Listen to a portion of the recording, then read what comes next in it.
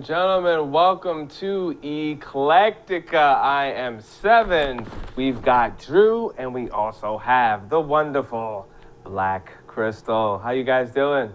Hey, how's it going, sir? Thank you for having me. Good. Hey, what's up? So, it's been a very interesting week.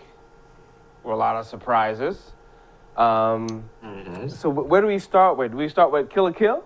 We start with that one? Little controversy? We gotta do that one first. Let's get that out of the way. Okay. Right away, right off the bat. See, What's your problem, Drew, with Kill la Kill? What's going on? Here's my thing. I don't really have much grounds to dislike Kill la Kill, and I feel like Krystel hates me just off the jump for me just kind of being like, Don't hate. Just confused.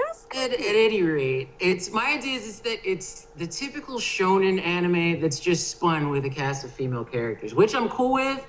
I'm not so fond of all the hype. There's just been this explosion of just like almost mindless mob mentality just rallying behind this show for what seems like Yu Yu Hakusho just with a fresh coat of paint and you just switch the genders. So that's my thing. Maybe I'm wrong, but that's my thing. Let me just take a moment. You need to take a moment for 2 seconds before I explain this to you. You obviously don't understand the concept behind the anime, and it's frustrating too because you're like overloaded with like just epic fight scenes and just crazy animation is all up in your face and boobs and nakedness, which is great, fantastic by all means. Yes, thumbs up. But what you need to understand is that it's based on the idea that we are all controlled by clothes.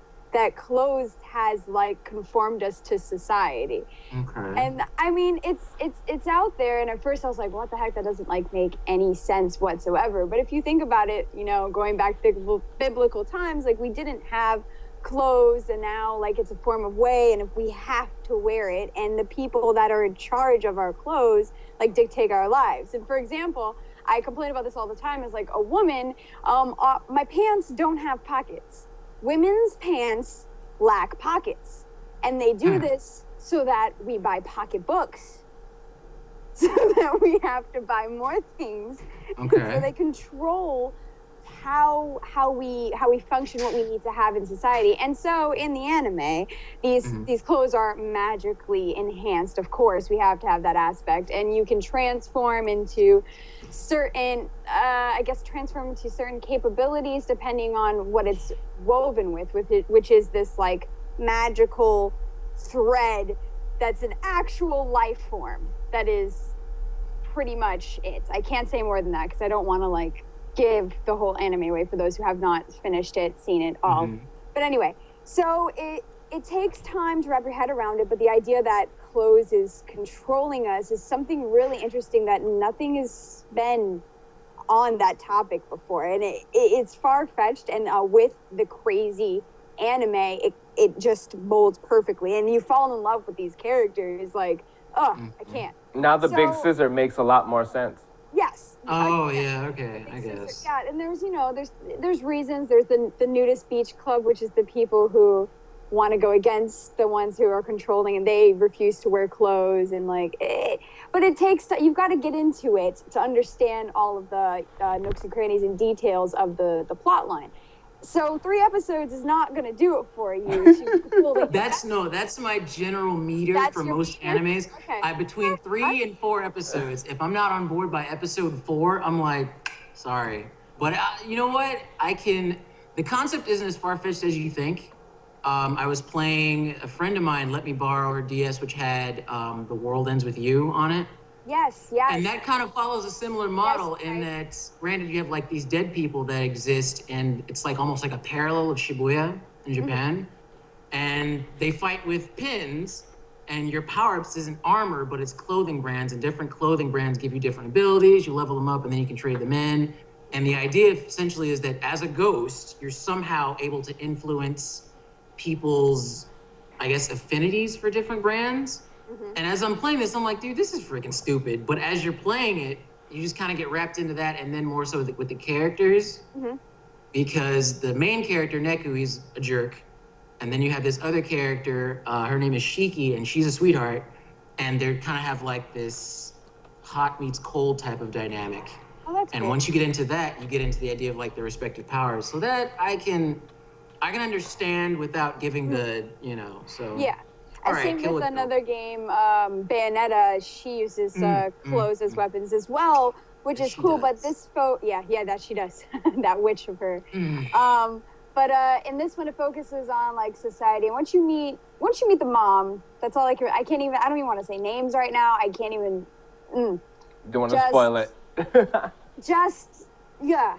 And then yes, okay. Anyway, it's just like the same thing. People say that with like High School of the Dead. Oh, it's overplayed, and I'm like, yeah. High School of the Dead was awesome. It Okay. had how gratuitous and over the top it was. When you have bullet time going through a girl's cleavage, at that point, I just had to just throw the remote down and be like, you know what? I'm gonna just let it live. I was like, yes. That's so stupid that I'm just like, all right. Come on, you can't even.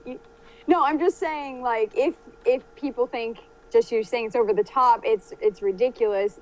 People get that same vibe with Kill la Kill, I believe, and it's like you're very standoffish and you can't dive into the story, which I really enjoyed. High School of the Dead, like understanding how the zombies worked, how they made it a point to let us know the differences between this universe versus the other zombie characteristics that we know, and the creativity that's in the story and the little sidelines with the teachers, like it all comes together and actually makes sense, underlining the gruesome boob panty shots every 5 seconds. And a lot of the tropes they use, what I did dig about High School of the Dead in particular is the fact that it borrows from classic zombie, like George R. Romero is a heavy influence on that show. Walking Dead, even though a lot of people won't admit it, it has a really big influence on that show. So I like that they were able to weave that in such a way to where it's still anime and it still has things that are familiar with most people that are walking into it, like typical anime fans. Yeah. But at the same time, it has things that other people on the outside, like fans of The Walking Dead, fans of Diary of the Dead, fans of like all these other George R. Romero flicks, they'd be able to get into it too. So, and how it spun itself and how it conveyed itself was good. I just personally, not just everyone, I didn't feel that same way watching Kill la Kill. Okay. I felt like, but the thing is though, given how you've explained it now I get, okay, it's kind of the same. I have a reference now. I have a baseline reference with The World Ends With You. Yeah. So I can actually go back, and when I get to the things, I'm just kind of like, you know what? It's kind of stupid, but I'll rock with it. So exactly. I'll give it a shot. And that's how you have to,